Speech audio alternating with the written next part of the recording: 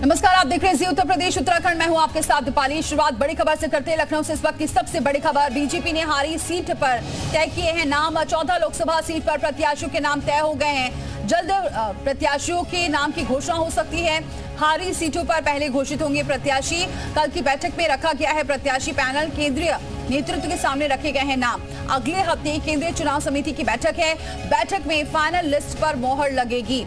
गाजीपुर, घोसी, नगीना, सहारनपुर में हारी थी बीजेपी। बिजनौर में हारी थी अमरोहा। श्रावस्ती में भी हारी थी बीजेपी। और अंबेडकर नगर, लालगंज सीट हार गई थी बीजेपी। जौनपुर, मैनपुरी, मुरादाबाद में भी हार मिली थी। संभल, रायबरेली सीट भी हार गई थी बीजेपी। और हर सीट पर 3-3 प्रत्याशी का पैनल है। तो बड़ी खबर, कल की बैठक में प्रत्याशी पैनल का नाम रखा गया है। फाइनल मोहर लगनी बाकी है। बीजेपी 370 और एनडीए को 400 सीटों पर जीत के लिए बीजेपी नेतृत्व जी जान से जुटा हुआ है। इसी के तहत दिल्ली में बीजेपी अध्यक्ष जेपी नड्डा और अमित शाह ने यूपी के मुख्यमंत्री के साथ बैठक की। बैठक में दोनों डिप्टी सीएम और यूपी के संगठन महासचिव धर्मपाल समेत कई अन्य नेता भी मौजूद रहे। बैठक में यूपी की हारी हुई 14 सीटों पर मंथन किया गया। साथ ही मैनपुरी और रायबरेली सीट को लेकर भी चर्चा हुई। बैठक में यूपी में एमएलसी चुनाव को लेकर भी चर्चा की गई। दरअसल 2019 के लोकसभा चुनाव में यूपी से बीजेपी को 39.98% वोटों के साथ 62 सीटें मिली थी और उसके सहयोगी अपना दल एस को 2 सीट पर जीत हासिल हुई थी। माना जा रहा है कि 2019 में यूपी की हारी हुई 14 सीटों पर पहली सूची जल्द ही जारी कर सकती है। दूसरी ओर अन्य राज्यों को लेकर भी बीजेपी आलाकमान बैठक करेगा। आज छत्तीसगढ़, पश्चिम बंगाल और तेलंगाना के नेताओं के साथ बैठक हो सकती है।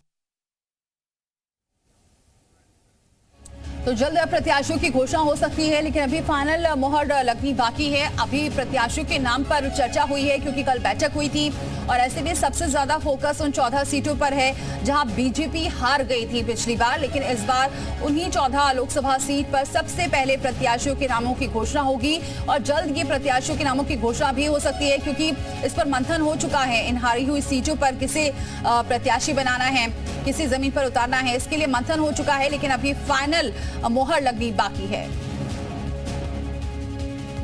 विवेक हमारे साथ जुड़ चुके हैं इस खबर पर। विवेक, अहम है ये 14 लोकसभा सीट पर शुरू से ही बीजेपी फोकस कर रही है, लेकिन अब देखना यह होगा कि किसे बीजेपी यहां से प्रत्याशी बनाती है। तो फाइनल मोहर लगना बाकी है। देखिए दीपाली, कल बहुत महत्वपूर्ण बैठक हुई थी दिल्ली में। भारतीय जनता पार्टी के बड़े पदाधिकारी थे मौजूद उसमें और उस बैठक में तय हुआ था कि कौन कौन 14 हरी सीटों, चूंकि इसी पर फोकस है पूरा।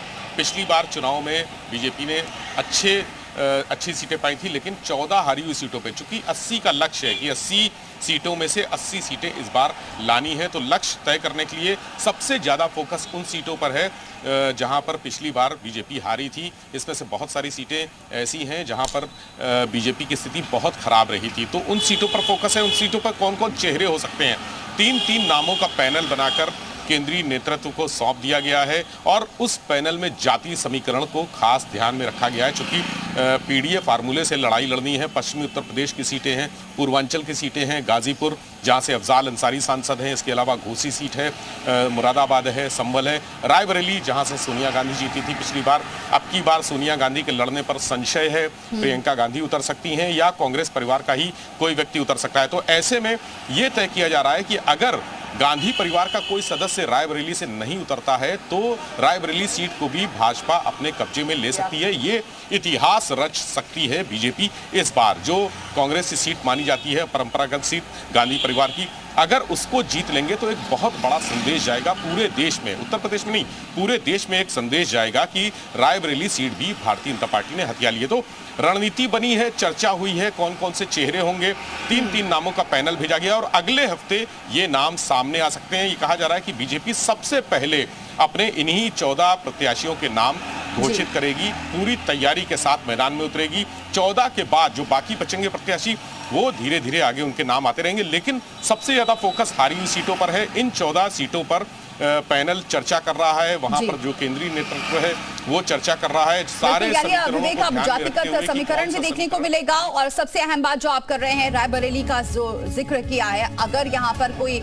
ऐसा प्रत्याशी होता है जो ये कांग्रेस को मात दे पा रहा है तो ये अपने आप में इतिहास वाली बात होगी। बहुत शुक्रिया विवेक, की जानकारी हम तक पहुंचाने के लिए।